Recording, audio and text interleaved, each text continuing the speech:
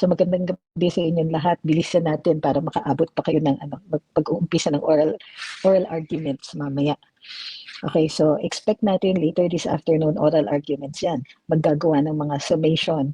The lawyers will be putting together the case for this particular article of impeachment, Article 4. Ano uli yung Article 4? Culpable violation of the Constitution, high crimes, at saka betrayal of public trust. Ang paraan ng para sa pag-violate ng lahat na ito ay yung tinatawag nilang grave threats. Here's the thing that we have to remember. The prosecution, through their witness, was trying to prove one important thing. Grave threats. They called it grave threats. Bakit? Because what they were proving as grave threats is the crime of grave threats as stated in the revised penal code and related jurisprudence. More on that later on. So, i-recap muna po natin ang mga highlights ng mga pangyayari noong day 4. Nagkaroon ng ilang procedural disputes at na-bring up yung Operation Romanov. May attempt pa na ilihis yung Operation Romanov na basihan para i-explain yung galit ni VP Inday that led to an outburst. Okay.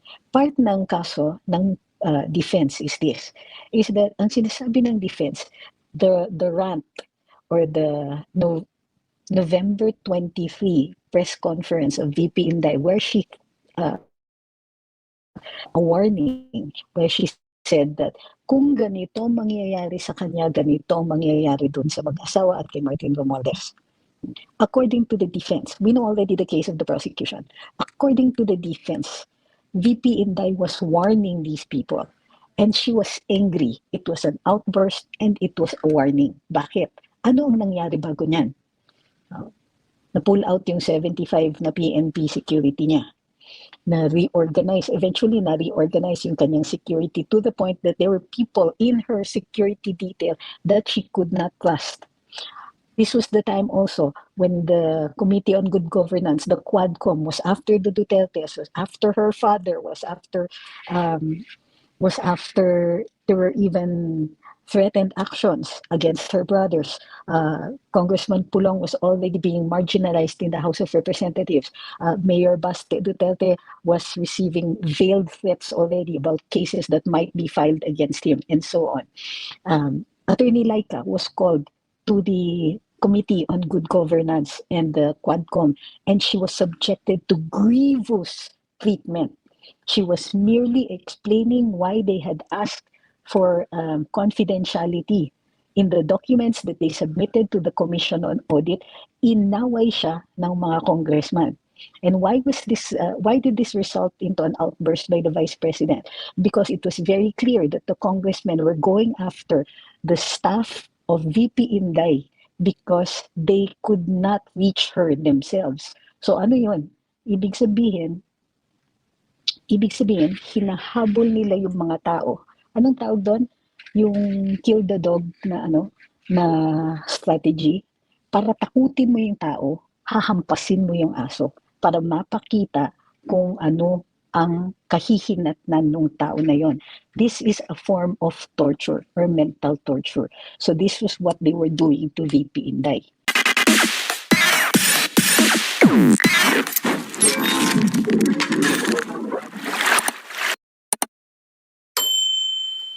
Operation Romanov, by the way, some of the senators tried to make it look like it was Mayor Baste who issued the threat, supposedly against either the president or related officials. But the Operation Romanov that was being spoken of before that was pertaining to the rumors that VP Inday had already been hearing directly and indirectly na pahihirapan siya. Hindi lang pahihirapan dahil nararamdaman na niya yung pahirap. Nararamdaman na niya na she felt betrayed. BBM said that they were a team. Pagkatapos ano nangyari? Siya pala ang nilalaglag. BBM had promised her choice of cabinet positions. Unang-unang hingi niya, hinindian. He offered half of his cabinet. Hindi naman siya binigyan ng choice kung sino ang maiuupo niya doon sa cabinet. So maraming ganun. So Hindi pa yan napapakita because that is going to be part of the presentation of evidence for the defense. But this is what we must always remember, is that the outburst of the Vice President on November 23 was the culmination of several actions already initiated and ongoing against the Vice President.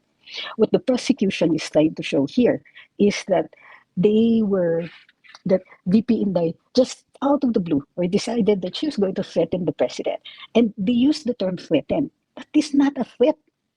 That was a reaction. That was a woman going ballistic because they had gone after her family, her staff, her friends. Even people who would vlog about VP were already feeling the heat. Right?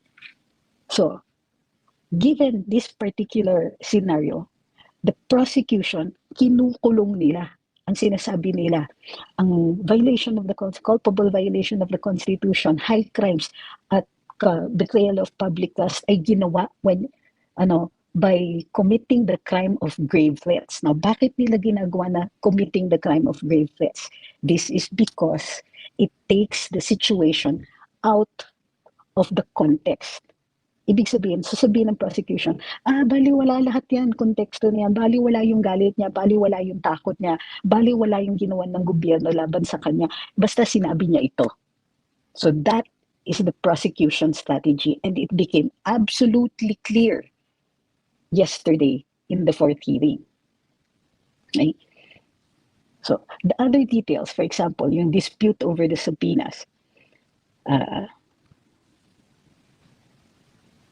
yung halimbawa, yung nag-request si Director Matibag, pwede bang bukas na or pwede bang another day kasi meron akong travel o meron akong conference na a-attendan.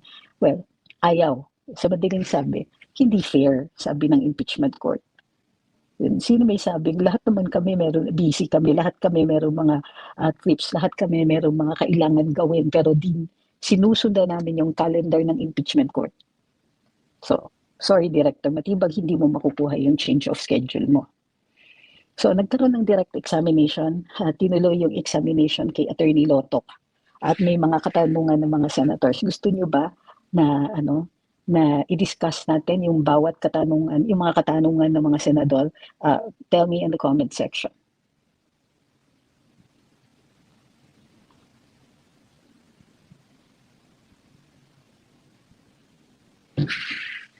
Sabi ni Verhel, totoo po ba nakikita namin sa news kasi halos binibigyan nila ng appreciation ng mga abogado ng prosecution. Sir, kung nakinig ka dito sa explanation ko, makikita mo kung bakit ganun yung sinasabi nila. Okay, nakinig kayo, binigay ko na sa inyo yung buong strategiya ng prosecution. Ang strategy nila is to say grave threats. Kasi pag grave threats, maliwanag yan sa batas. Ito ang mga elemento. Hindi kasama ang context, hindi kasama yung mga ginagawang paglalapastangan sa karapatan ni VP Inday, sa pagmamalabis, sa pagpapahirap sa kanya, sa pag-isolate sa kanya, sa paglusaw ng unity. Lahat yan ginagawa kay VP Inday. Gusto ng prosecution not to take that into consideration. Sir, kasi kung ang papansinin ninyo yung individual na mga abogado, hindi nyo po makikita kung ano yung actually ginagawa kay VP Inday dito. Kaya nga po kami nagla-live dito, ito yung sinasabi namin. Dun sa mga nagtatanong, nakikita ko po ang inyong mga katanungan. Ito ang sinasabi ko. If you will focus on individual performances of the lawyers, it means na nalihis na nila yung atensyon ninyo. Ang atensyon ninyo dapat dito sa kabuuan. Ano ba ang laban? Ang laban dito is for your attention. Ang laban dito is for you to take notice of things that are irrelevant and don't really matter. What is relevant here? The VP, pinahirapan yan, ginulpi, binugbog. Yan yung language ni VP Inday. Yan ang ginagawa sa kanya. Simula nung umpisa lang naramdaman na niya na pinapahirapan siya to the point that she actually had to leave the administration of Bongbong Marcos. That is the story. The story isn't about, ang hina nitong abogado, ang hina nitong ganyan. Hindi yan ang kwento at nililihis nila yung atensyon ninyo. Kailangan tignan ninyo, what is the prosecution trying to do? Pag alam nyo kung ano yung ginagawa ng prosecution, alam nyo ang ginagawa ng administrasyon kay VP Inday. at kailangan natin tutulan.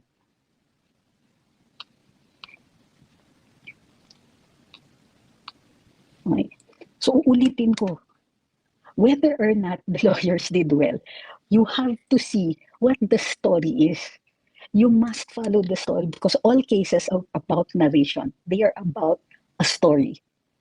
When we go to court as lawyers, we're called, in the olden times, we were called wordsmiths. Okay? Ibig sabihin, ang tools of the trade namin, hindi kami, carpenters have their hammers, lawyers have their words. And why do we have words? Because we must put together a story. Halimbawa, ang prosecution, ang story nila, itong akusadong ito, ginawa niya yung krimen, ito yung mga nangyari. Si defense, ang akusadong ito, inosente, pumasok siya doon, ito yung mga pangyayari. Ang nananalo, yung kwento na mas kapanipaniwala at sinusuportahan ng ebidensya. So pag focus kayo sa mga details, it means that they already distracted you. Right? So, yan, yung mga katanungan na, may wait ba yung typo error, may wait ba, teka muna. Ang titignan ninyo ay kung paano pumapasok yan dun sa kwento na gustong iparinig sa inyo ng prosecution o sa kwento na gustong parinig sa inyo ng depensa. That's how you will weigh whether or not nakakaapekto yung mga detalye na yun.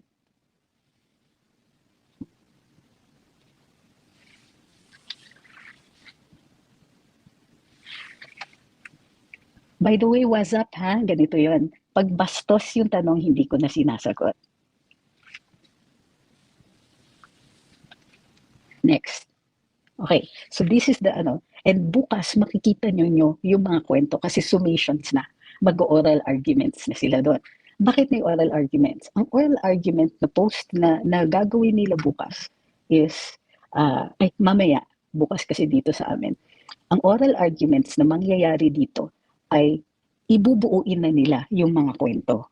So, bubuuin ng prosecution.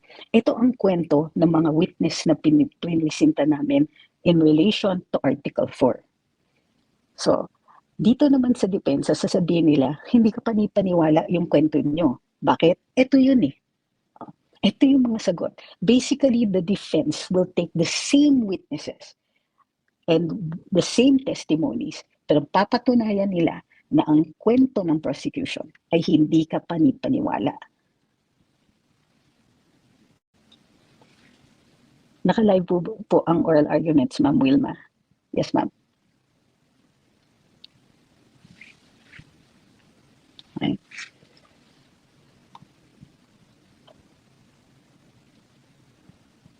Okay. I-breakdown natin yung mga interpellations ng mga senators. Anong tinanong ni Senator Win Gatchalian? Ang unang tinanong kinwestiyon ni Senator Win Gatchalian ay bakit daw, kung nag-coordinate ba daw ang NBI doon sa Presidential Security Command, sa Armed Forces at sa National Security Council para i-validate yung mga banta laban sa Pangulo. Sabi ni Attorney Lotto, hindi. Hindi nila vinalidate yung threat against the President dahil ang pinagtutuunan lang nila ng pansin ay yung video. Bakit yung video? Kasi Cybercrimes Division sila. At yung video na yon ay naka-upload sa internet and was first presented as live. Tinanong din ni Senator Judge Win Gatchalian na ano yung konkreto daw na ebidensya na ginawa ng NBI para maniwala sila na mayroon talagang kinontrata as na SSIN. Okay, hindi ko pwedeng sabihin kasi magkaka-strike yung aming ilang mga sa ilang platforms para i-unalive na credible daw yung threat na i-unalive ang Pangulo. Inamin naman ni Atty. Lotto na nag-concentrate nga lang sila doon sa mga videos at wala silang ebidensya kung mayroon ngang kinontrata na na hitman, so to speak. Tinanong din ni Senator Judge Gatchalian, itong si Attorney Lotto, kung may capability ba si VP na i-carry out yung threat niya. So, nag-affirm naman si Attorney Lotok, sabi niya, ang reason for coming to the conclusion na kaya ni VP Inday ay unang-una, VP daw siya, second highest position in the land, at dahil daw sa background ng kanyang pamilya. Okay. Next, si Senator Judge Alan Peter Cayetano naman, ang tinanong niya kay Lotto, bakit cybercrimes? Sabi niya, bakit yung Cybercrimes Division? Okay, wait guys, na yung mga katanungan ninyo pagka masyado malayo dun sa topic, nakaka-distract siya. Sinasabi ko lang yun para pag nalaman ninyo, pag nakita ninyo na distract ako, it's because of that. Okay, tinanong ni Senator Judge Alan Peter Cayetano, bakit cybercrimes? Bakit Cybercrimes Division nag-handle nito? Bakit hindi anti-terrorism? Bakit hindi Intel? Sabi ni Attorney Lotok, kasi sa internet nangyari. So sabi ni Senator Cayetano, mas mabigat pala yung cyber aspect kaysa sa buhay ng presidente. So, teka, papatayin ko muna yung mga comments kasi hindi ko nakaka-distract masyado. O isaharangin ko na lang. Admissions against interest. Sabi ni Senator Cayetano, ano daw yung statement, ano daw yung sinabi ni VP Inday doon sa kanyang November 23 na live, na masasabi nila na may admissions against interest. Hindi naman masabi ni Attorney Lotok, wala siya actually ma-identify. Instead, ang sabi niya, nung November 26 meron, parang ganon. Tinanong din ni Senator Judge Alan Peter Cayetano kung yung NBI ba ay inimbestigahan nila yung threat mismo. Inimbestigahan ba nila yon? Ang sabi ni Attorney Lotto, sila daw ang nag-iimbestiga at dun sa cyber aspect lang. In other words, ang iniimbestigahan nila si VP Inday lang at hindi nila iniimbestigahan kung may actual kumbaga yung sinabi lang ni VP Inday. In other words, yung grave threats lang ang iniimbestigahan nila, hindi yung actual attempt or proposal or conspiracy to unalive the president. Sabi ni Senator Judge Alan Peter Cayetano, parang walang input daw or kulang sa input ang NBI from the national security agencies, at totoo naman yon. So si Senator Judge Risa Hontiveros, una niyang tanong ay ano ba daw ang mga elemento ng grave threats? Thank you very much, Chris. Tinanong niya ito kay Attorney Lotto at tinanong din ni Senator Risa kung conditional threat ba daw ang ginawa ni VP Inday, at ang sabi ni Attorney Lotto, absolute daw yung threat. Hindi ko pa nakikita kung anong nakalagay doon sa kanilang parang complaint affidavit, yung articles of impeachment pertaining to this. Tinanong din ni Senator Judge Risa Hontiveros, paano daw yung trato ng batas sa admissions against interest as compared to a denial. In-explain ni Attorney Lotok na ordinary, impis na sagutin niya ano yung relasyon ng dalawa. Ang sabi lang niya is, admission against interest, dinefine niya. So sabi niya, ang admission against interest, ibig sabihin nito kasi in the ordinary course of things, ang tao, hindi naman aamin yan kung gumawa yan ng masama. Kung kaya't pagka meron siyang kwento na meron siyang ginawang masama, ay maaaring isumite ito bilang ebidensya.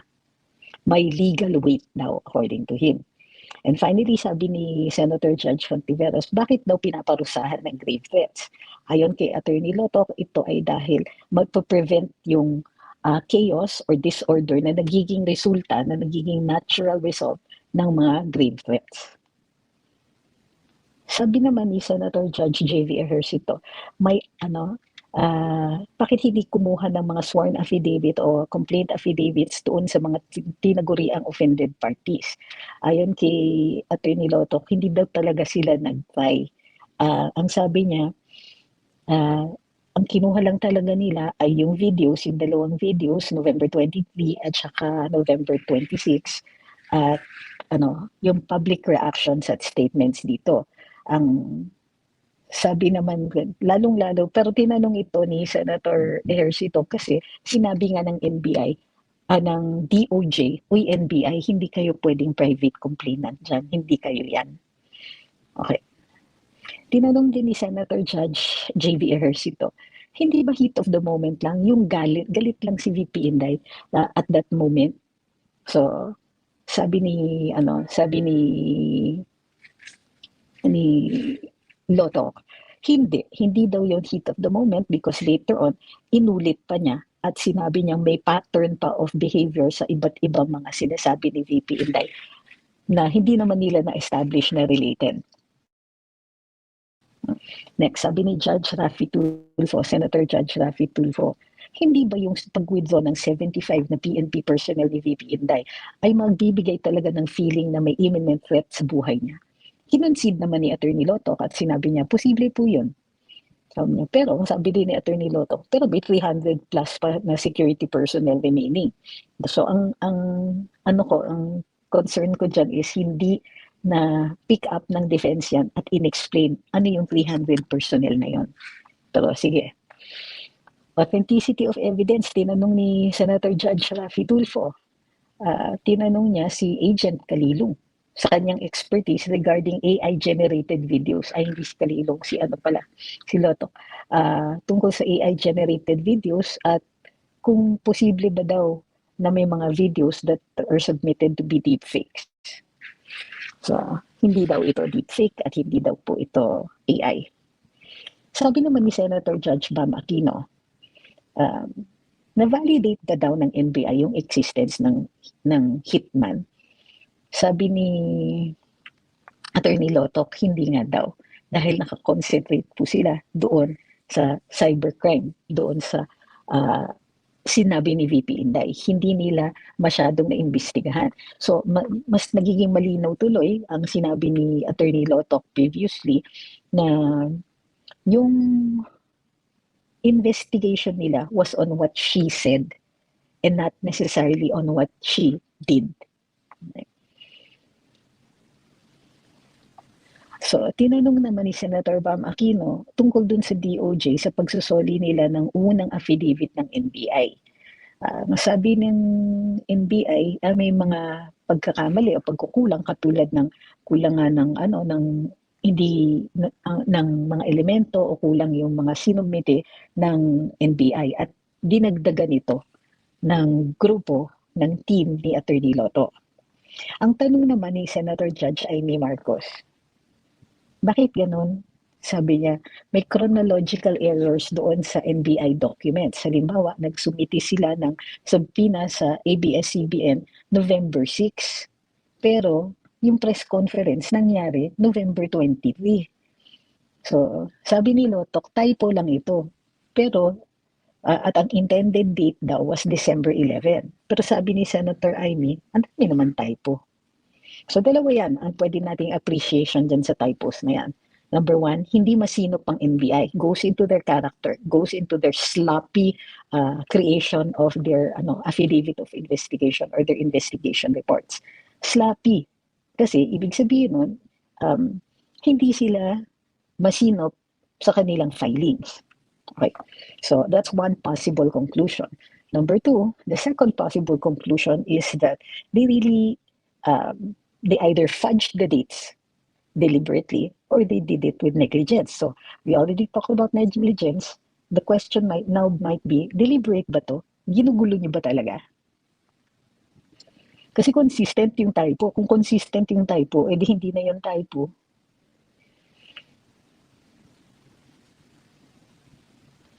Next.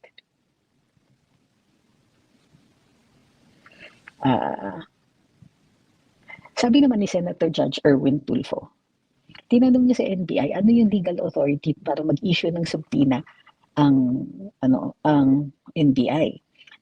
Meron kasi silang NBI Reorganization Act. Tinanong ngayon ni Senator Erwin, may karapatan ba kayo, may power ba kayo na mag-issue ng subpoena sa mga impeachable officials? Ang sabi ni Attorney Lotto, and dito medyo controversial ito, ang sabi niya, meron. Kasi nakalagay dun sa RA 10867 o yung NBI Reorganization Act. Ang nakalagay dun ay pwedeng mag-issue ng subpoena ng NBI. Wala naman daw limitation. Pero sabi naman ng depensa, wait, not true. Kasi may limitation doon sa sa Constitution. Dahil ang mga impeachable officials, hindi, ano na sila, immune sila from suit dun sa mga krimen na mabababa ang penalties at sa mga administrative cases. So they don't necessarily have the power or they cannot say yet with absolute certainty na may power sila na mag-issue ng mga subpoena sa mga impeachable officials. Kaya hindi nila, anong ibig sabihin nito? Hindi nila pwedeng ipagyabang o hindi nila pwedeng gawan ng conclusion na hindi dumating si VP Inday and therefore hindi siya nag-cooperate sa kanilang investigasyon. Instead, it's because they don't have any real power to, under the Constitution, to subpoena VP Inday. Or at least that is what the defense says.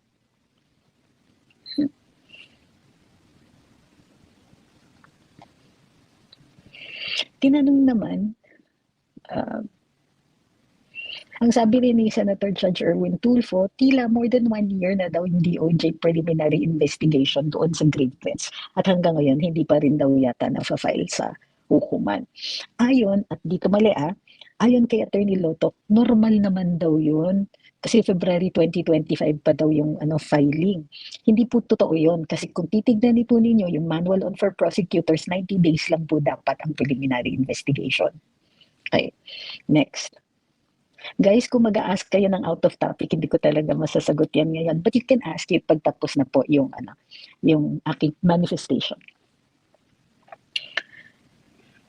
Sabi ni Senator Judge Villanueva, pinaklarify niya kay Attorney Lotok yung standard ng finding ng prima facie evidence with reasonable certainty of conviction. Paano daw sinasatisfy ng NBI yung DOJ requirements during the legal evaluation phase? Hindi ko sure kung nasagot na maayos ni Lotok yun. Haba pag nabore ako dun sa sorry, I apologize for that. Kaya wala akong malinaw na nasagot dyan. Tinanong din ni Senator Judge Joel Villanueva, paano daw yung mga threats against top officials, how are they ordinarily assessed and what factors the NBI considered? Sabi ni Lotok, they considered the high-ranking position of the individual delivering the threat and the relentless manner in which it was delivered. Ito yung problema. He was only talking about one particular public official and that was VP Inday. So parang ginagawa niyang generalization na ito yung kinoconsider namin when actually yan pa lang ang iniimbestigahan nila si VP Inday. Anyway, maganda yung pagtatanong ni Senator Judge Padilla kasi napansin niya, uy, itong si Attorney Lotok naka-assign sa BARM. So, tinanong niya, oy NBI, may nahanap ba kayong ebidensya na may pera na involved dito sa pagkontrata ng assassin? Sabi niya, tinanong din niya, hindi daw alam ni Attorney Lotok. Tinanong din niya, yung inciting to sedition, meron bang actual physical uprising o protests by the public na nung sinabi niya yon at naging resulta nun? Inamin ni Lotok, wala siyang personal knowledge na nag-participate si VP Inday dun sa actual na physical mga protests. Kinontextualize kasi ni Senator Judge Robin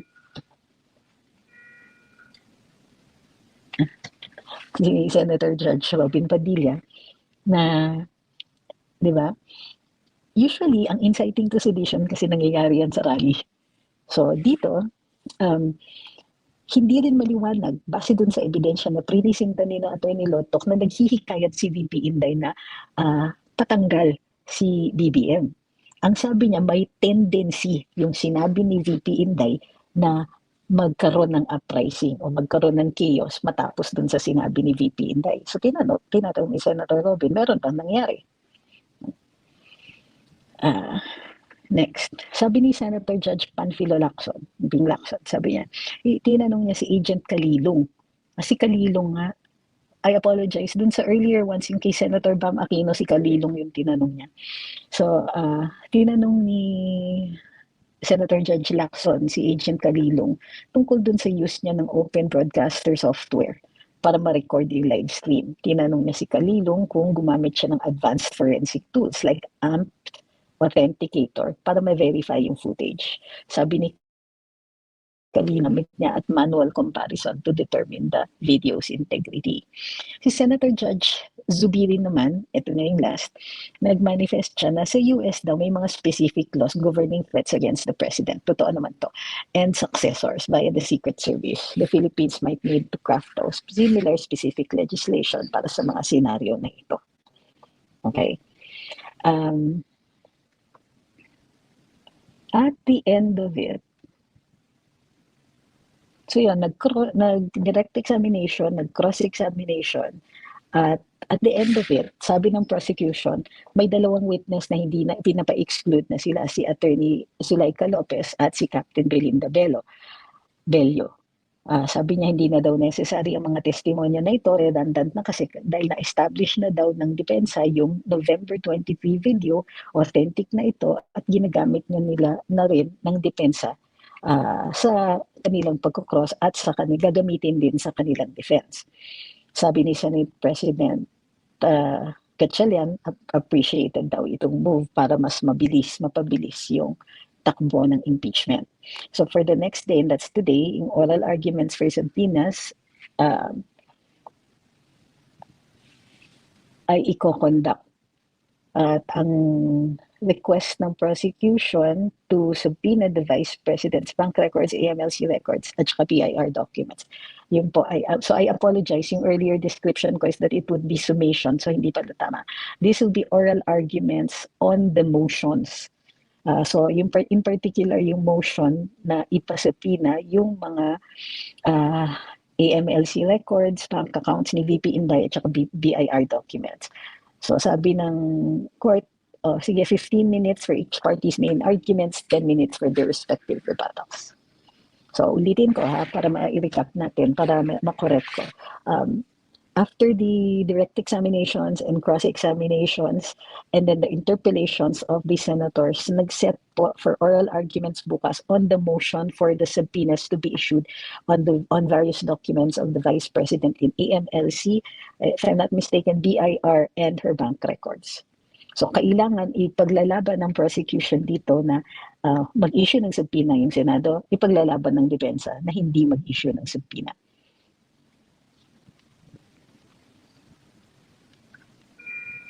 Tama. Sabi ni Valentina, that is nilakson ang Romanov issues from the threat na Duterte family. Sa Duterte family, naging threat na kay BBM. Buti na lang nabaliktad ni Senator Robin. That is correct. Okay, so now we can answer your questions. Sabi ni Ma'am Almira, how is it that Attorney Zuleika is with the prosecution as a witness? Meron po kasing tinatawag na hostile witness. Kukuha ka ng witness na nanggagaling sa kabilang panig in the hopes na in the course of your examination, meron kayong mai-elicit na, na evidence from her testimony. Nangyayari po yan.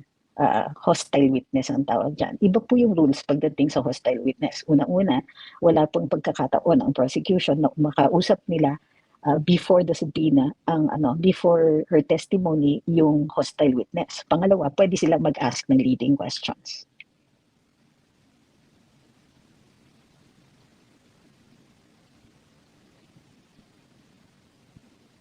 Sabi ni Kievo, walang respeto si Attorney Lotok kay Senator Padilla. Ang napansin ko kay Attorney Lotok, nag-avoid siya ng certain questions. Kaya ilang beses siyang nasabihan ni Senator Presiding Officer Chis Escudero, Mr. Witness, answer the question. Diba?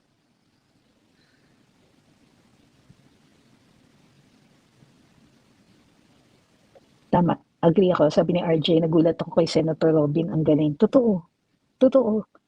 In fact, doon sa ang ewan ko, my opinion, Senator Robin, Senator Alan, ang gaganda ng mga tanong nila.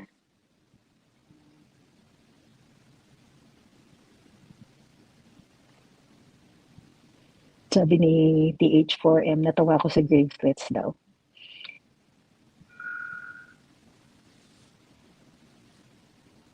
Sabi ni ECKYM, kahit hindi guilty si VP pero sa botohan maka 16 votes, may matatagal pa rin siya. Yes, ma'am.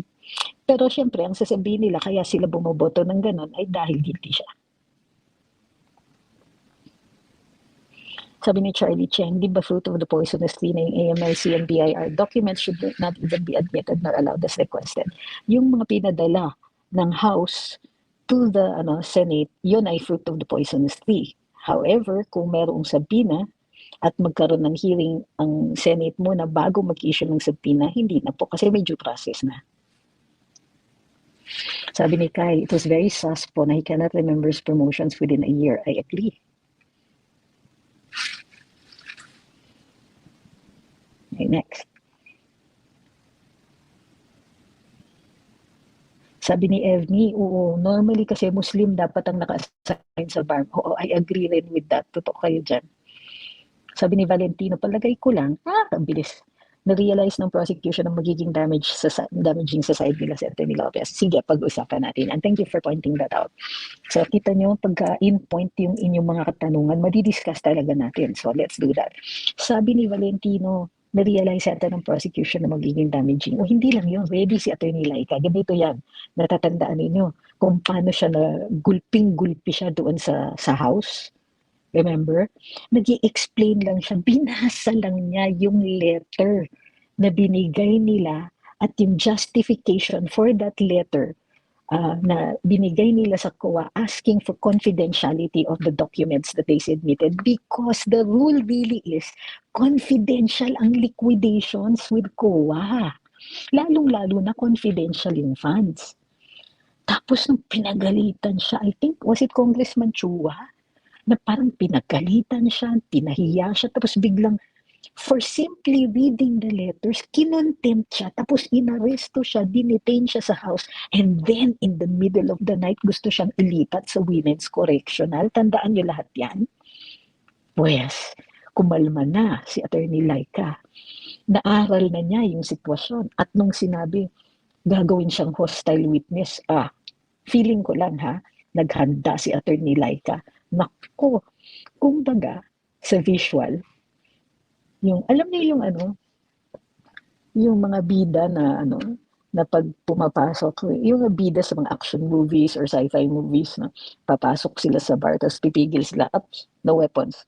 Tatanggal sila ng weapons. Tapos ang dami-dami kung saan-saan nanggagaling. Meron sa ulo, meron sa likod, ganyan. Tapos sasabihin ng gwardiya.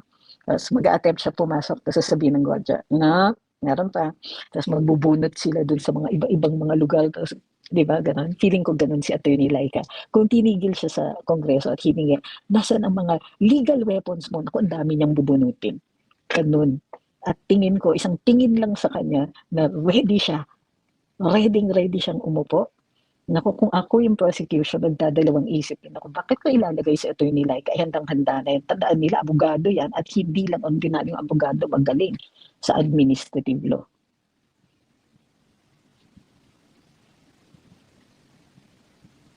Tama, sabi ni Bobby na impeachable ang grave threats because it's not considered a high crime, pero pinipilit.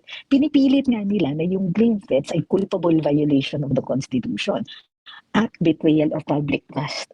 Bakit daw naging culpable violation of the Constitution ayon sa prosecution? Ito po yung dun sa submission nila, binasa ko yung dokumento nila, ang sabi nila, culpable violation of the Constitution because it is impliedly written in the Constitution that there is a right to life and you don't get to threaten that life.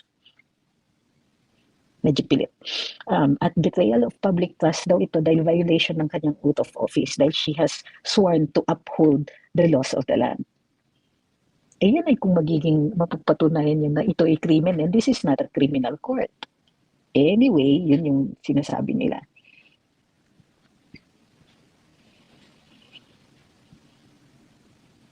Sabi ni Kid, mag-impeachment, hindi pwede mag-appeal ang VP, pwede na mga attorneys to represent.